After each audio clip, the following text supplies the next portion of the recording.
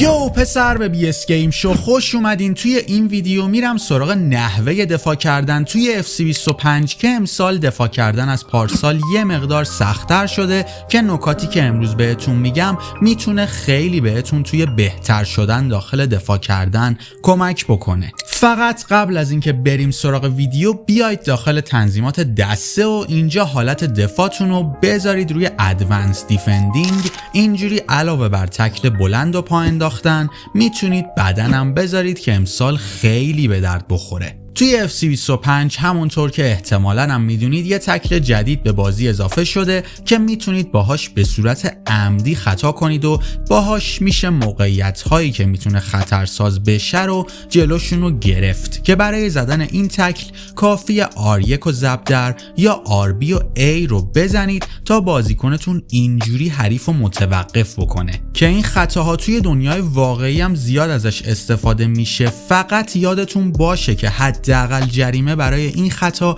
کارت زرده، یعنی هر وقت ازش استفاده کنید حداقل کارت زرد رو میگیرید. پس حواستون باشه که کجا و چطور خطا میکنید، چون اگه یه مقدار موقعیت حساس باشه میتونه حتی منجر به اخراج بازیکنتون بشه. سعی کنید از عقب‌تر زمین این خطا رو انجام بدید اگه میتونید. اما برسیم به بدن گذاشتن که با توجه به اینکه داورا این حرکت رو امسال خیلی کمتر خطا میگیرن از پارسال کاربردی‌تر و بیشتر به درد میخوره. پلی استایلی که میتونه بهتون توی بهتر بدن گذاشتن هم کمک بکنه بروزره که مدافعای قدرتمند بازی اونو دارن. برای زدنش هم کافیه وقتی که به بازیکن حریفتون نزدیک میشید با 2 بار زدن و نگه داشتن ضرب در یا A اینجوری بدن بذارید. اما فقط توی موقعیت هایی که جلوتر بهتون میگم ازش استفاده بکنید. اینجوری میتونید بهتر بازیکن حریفتون رو متوقف بکنید. یه سری وقتا پیش میاد که بازیکن حریفتون از خط دفاع عبور میکنه و از پشت دارید میرید سمتش و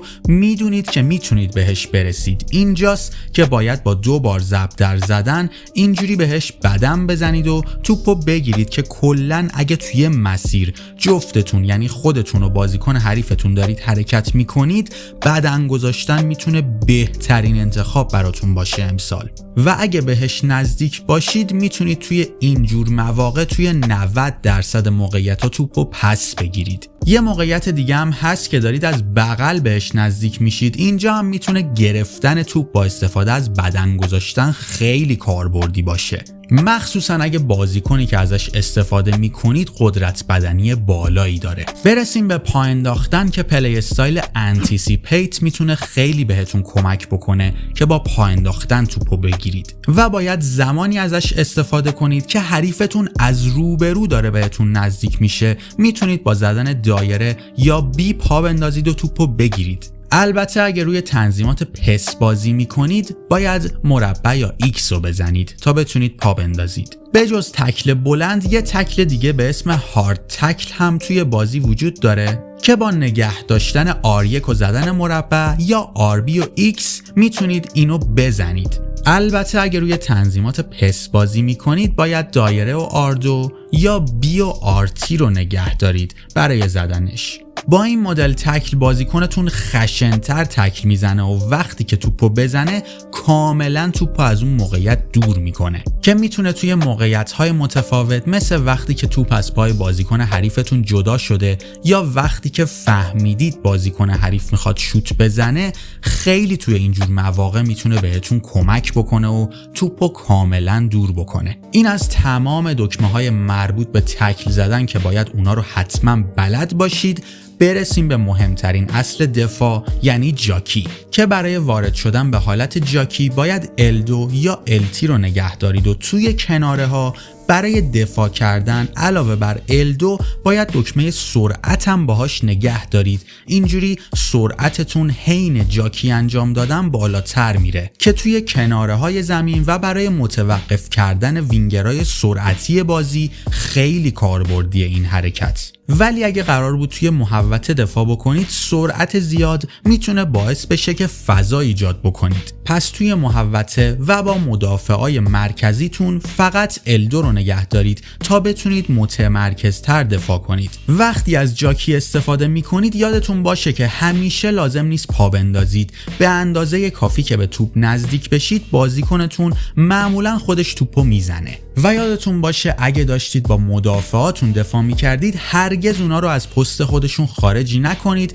این کار میتونه ضربه شدیدی بهتون بزنه و با ایجاد شدن فضا میتونه ریسک گل خوردن رو زیاد بکنه. پس وقتی روی مدافعاتون سویچ هستید تا جای ممکن به سمت عقب ببرید مدافعاتونو. یکی از مهمترین کارهایی که میتونید توی دفاع انجام بدید درست سویچ کردن بازیکنه که اگه خواستید بازیکنی که صاحب توپ رو تحت فشار بذارید باید با L1 یا LB سویچ کنید. وقتی با L1 یا LB سویچ میکنید بازیکنی سویچ میشه که نزدیکتره به توپ.